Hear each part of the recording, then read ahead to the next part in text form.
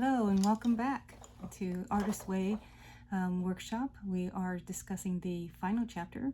It is rediscovering a sense of faith, and this is our last opportunity to do an artist date together, so I decided to do painting, and we've done 3 different projects today, so it's going to be a lot of fun. It's hard to believe that our journey together over the past few weeks is coming to an end. First, I want to thank everyone who participated in this special beta workshop offered through me, Florecita Artshop. It has been an amazing, enlightening, and fun experience. This final chapter, Rediscovering a Sense of Faith, acknowledges the inherently mysterious spiritual heart of creativity. We address the fact that creativity requires receptivity and profound trust, capacities we have developed through our work in this course. Therefore, creativity requires faith. Faith requires that we relinquish control. And this process is frightening for most of us, which causes us to resist. We have been discussing all the different self-destructive ways we resist our creativity over the past few weeks. We examined how we threw up roadblocks to give us an appearance or illusion of control. We also examined how depression, like anger and anxiety manifesting in our sluggishness, confusion, and overall spinning our wheels are also resistance that creates disease in our physical bodies. Part of this fear is derived from the fact that most of us are not accustomed to believing that God's will for us and our own inner dreams can coincide. Indeed, we have bought the message of our culture that this world is a vale of tears and that we are meant to be dutiful and then die. Julia Cameron stresses that this is not the truth. She explains that our truest dream for ourselves is always God's will for us. This holds true for those who are considered artists and those who are considered hobbyists. It is the inner commitment to be true to ourselves and follow our dreams that trigger the support of the universe.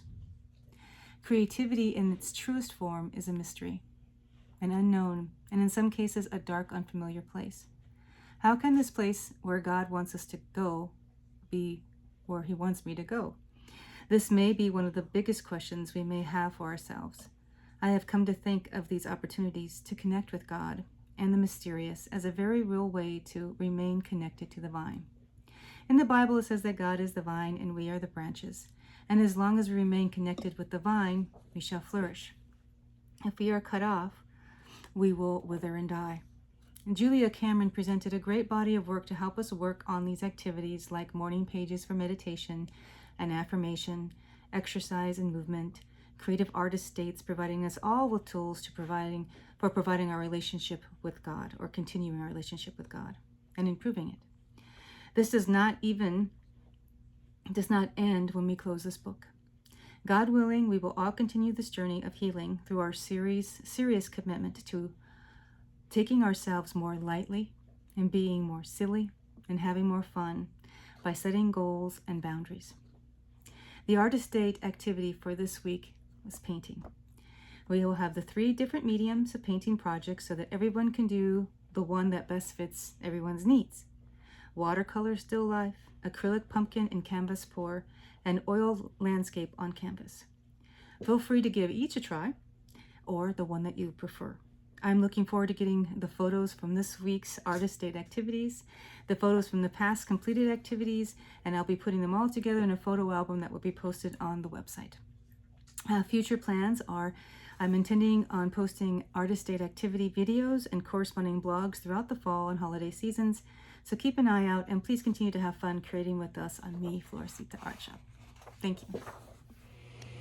Hello and welcome back. Today we are going to be working on a acrylic pour, and I have always wanted to do this, but it always seemed a little bit wasteful because you have to have so much paint and you have to let it pour and then you have all this leftover paint. So I've been looking for a project that I think I could kind of at least utilize all of that, and I feel a little bit more justified in the cost of the paint. So anyway, I found this one project on Pinterest, and it was kind of doubling up with a Halloween project. So they used a pumpkin, decorated painted pumpkin, and then a canvas, and then they did like a combination of paints, including glow in the dark paint. So then that way you can kind of have your acrylic pour with the glow in the dark, and you get yourself the Halloween decorated with the fun aspect of the pour. So with the pour, you basically are just literally pouring acrylic paint onto the surface, and you're letting the paints blend and mix and create an interesting pattern, and just sort of let it happen and see what happens. And so I thought it kind of really lent itself with our activities that we've been doing. So I am planning to work on these, and I'll just, hopefully it'll turn out. I also brought some extra canvases so that for the extra pours that are coming off of it, I might be able to create a couple more as well. So we'll see how that all works out. So here we go. I'll get so that you can see our activities here. I have made sure that we are outside. I have plenty of coverage. I'm getting my gloves on so I can try to help prevent any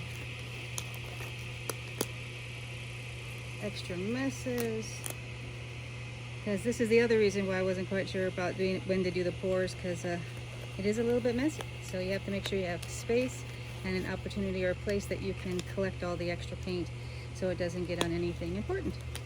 So here we go. We're just going to have some fun. I got some fun colors, and I just went and got to Michael's and I got some ready pour. There are different things that you can do. You can get like a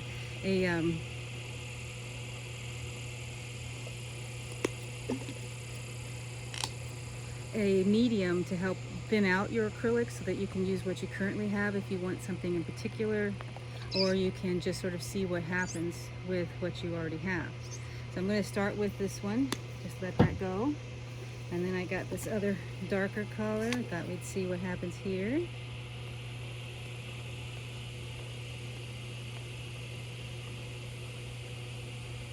And let the paint just flow into, and let it drip onto the next canvas. I thought this fun pink would be cool. See what happens there.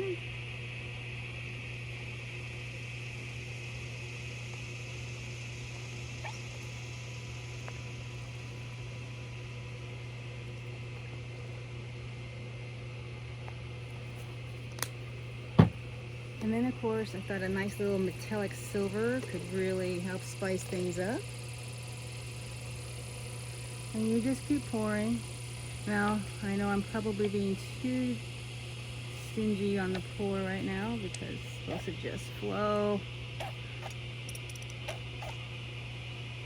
all the way down.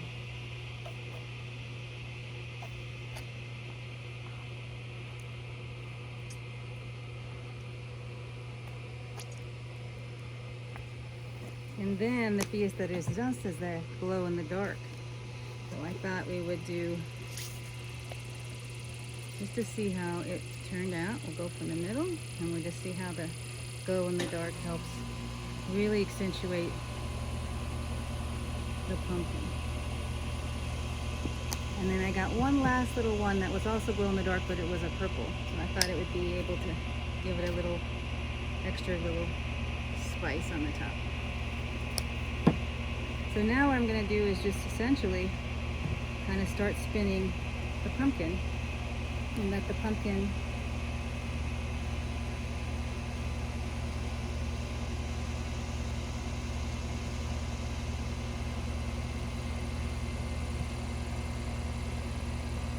let all the acrylic fall down. Let it spin onto the canvas.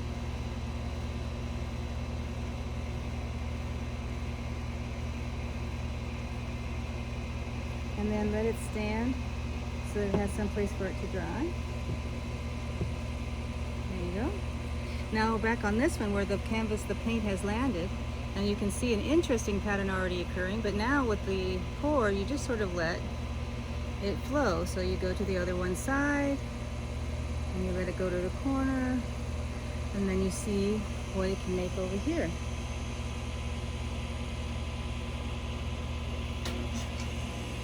And then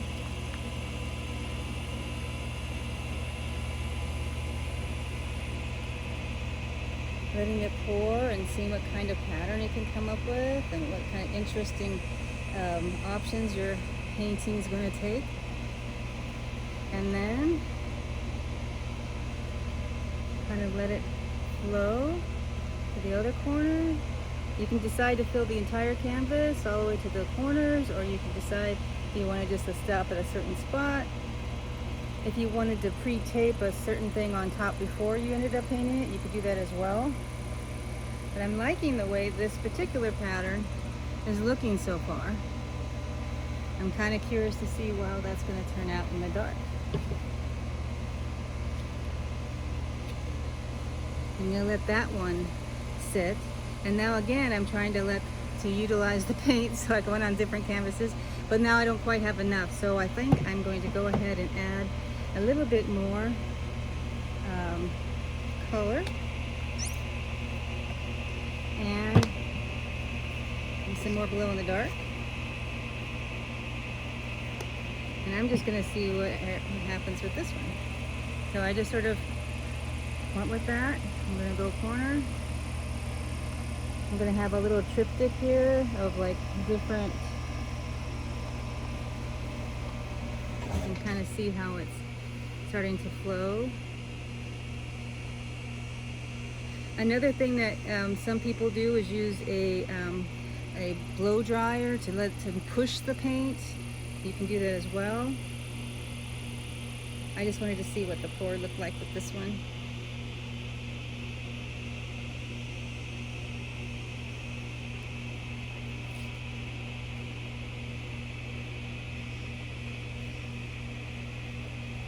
So far that's what I got there.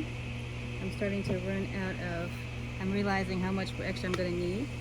So I'm going to do a little here, a little here, another little swash here.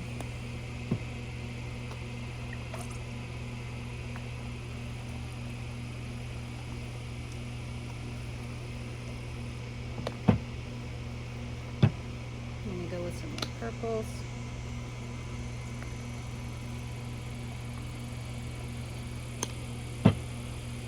And add that little bit of purple glow in the dark.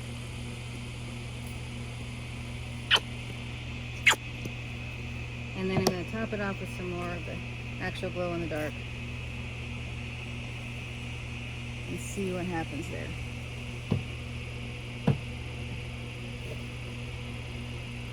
So again, here we go. We're going to kind of just let it flow.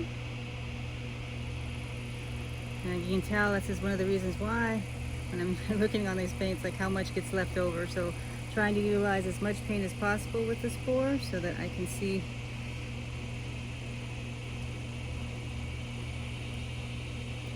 But I do like the interesting patterns it creates, the neat style, and how it kind of comes up with its own letting it flow. So like it really goes into what we've been talking about how sometimes we just have to let things go and let it, and just allow it to happen, the process to happen, and just do the work. Don't question it, and trust that it's going to be okay. And trust that it's going to not only be okay, but that it's going to end up being even more beautiful than we thought. It's like that. It's a nice marbleized look here. I'm going to do the next one and continue to flow.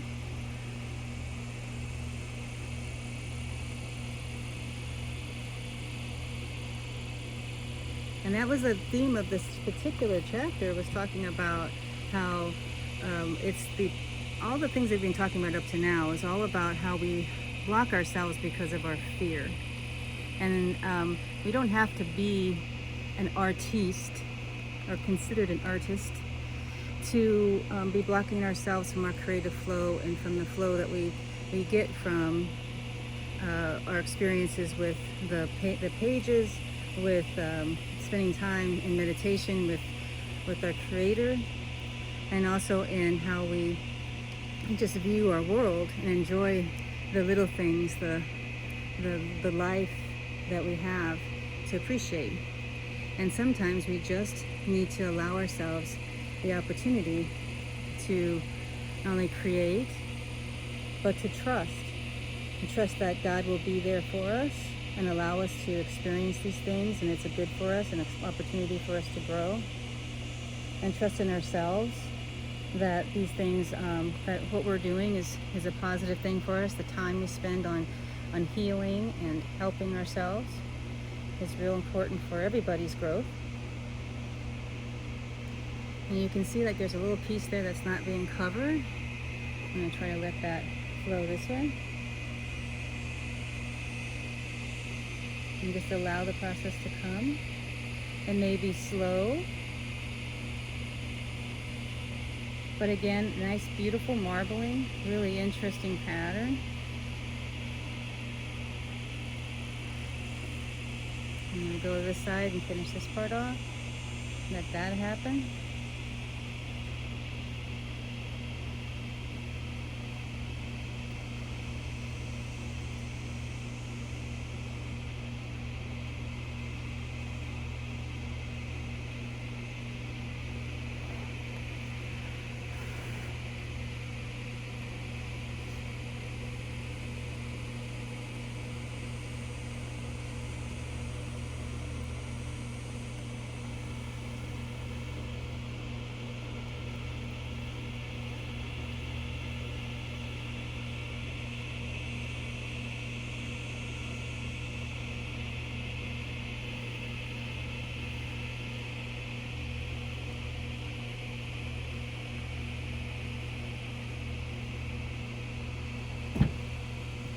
See what I can do with that one. I'm going to continue with this. Let that flow right onto that.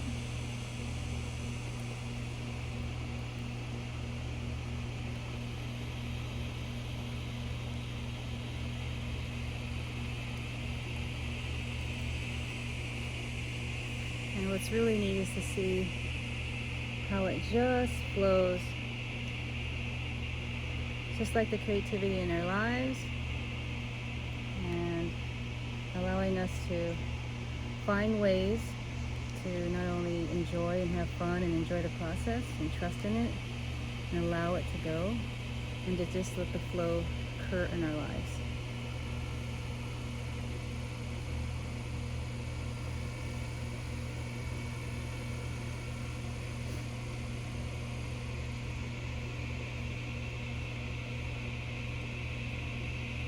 Kind of reminds me of those sand, changing sands, like how it kind of adjusts and moves and flows with the paint, and how it just adjusts to the...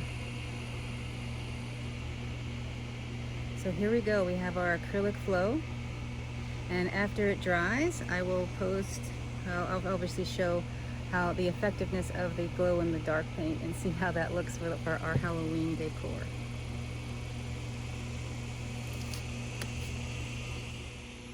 Okay, I'm coming out here to check on the pours and see how they're drying. So far so good. Everything's looking really interesting. I love the patterns in there. And of course the pumpkin's looking really pretty. A very interesting thing to do there. Okay, here we are, looking at the dried product in the dark, at least as dark as I can get it right now. And it is starting to glow. It's got a really neat texture to the pumpkin. You can see it almost as if it's coming from the inside out. You can see how the other one had just more of a little bit of a swirl action coming through. You can see how the patterns really look a little bit more mystical and interesting. And then you go to the others that we ended up doing as a side effect, and you can see how that is impacting the overall design. And look how the colors even like change as you see it in the dark, and how that really changes the way the flow is on the pictures themselves. Quite interesting, an interesting thing to experience right now.